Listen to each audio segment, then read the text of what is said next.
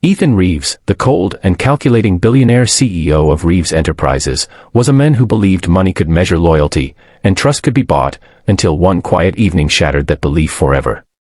His mansion, a sprawling estate of glass and gold bathed in late afternoon sunlight, stood silent except for the faint ticking of a clock and the gentle rustle of curtains swaying in the warm breeze.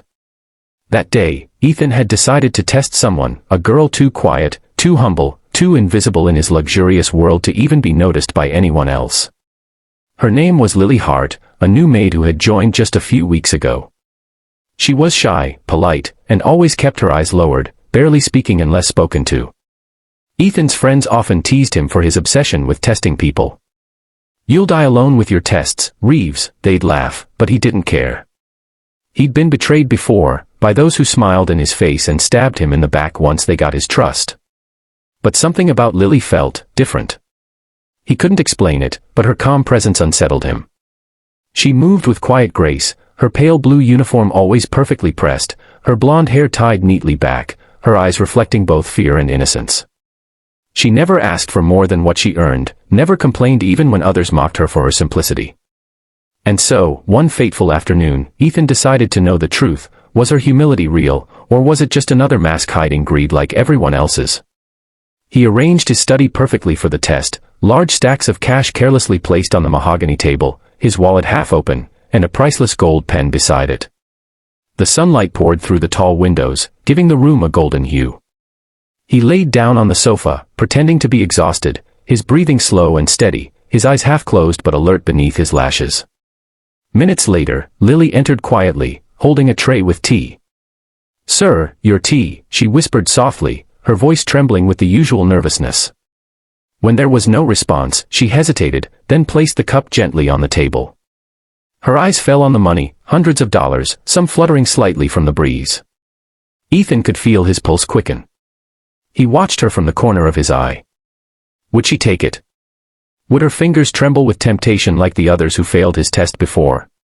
For a long moment, she just stood there, her lips slightly parted, eyes shifting between the money and her sleeping employer.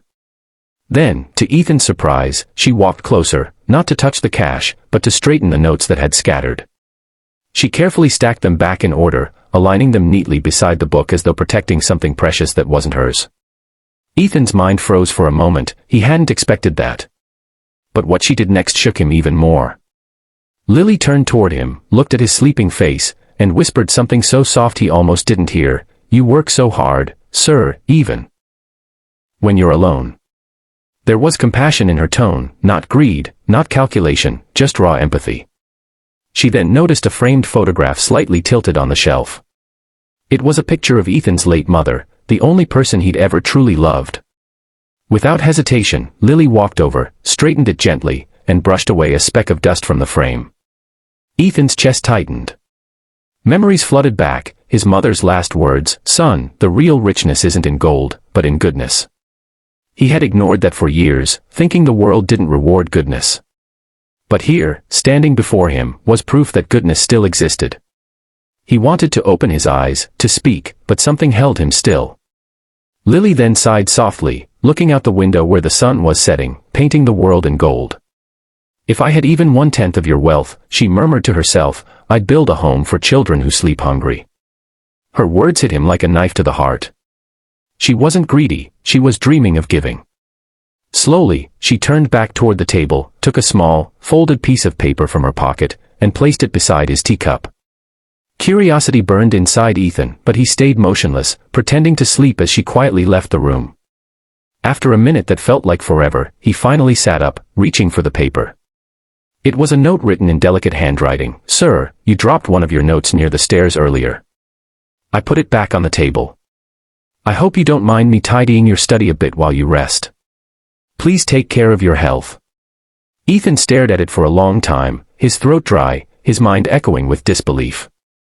He looked again at the table, every dollar in its place, the book perfectly aligned, the tea still steaming. And suddenly, the arrogant man who believed no one could be pure anymore felt his walls crumble. For the first time in years, he smiled, not the practiced, corporate smile he wore for meetings, but a real one. He realized he wasn't testing her character anymore, he was witnessing it. As the last rays of sunlight touched his face, Ethan whispered to himself, maybe, not everyone has a price. That night, as he sat alone in the same study, he couldn't stop thinking about her, her kindness, her honesty, her quiet dignity. He wanted to thank her, but something told him to wait. Maybe tomorrow, he would find out more. Maybe tomorrow, he would learn the story behind those tired eyes and that gentle smile. But deep down, he already knew, something inside him had begun to change. His test had turned into a revelation, and the man who thought he could buy the world was now wondering if he could earn a heart instead.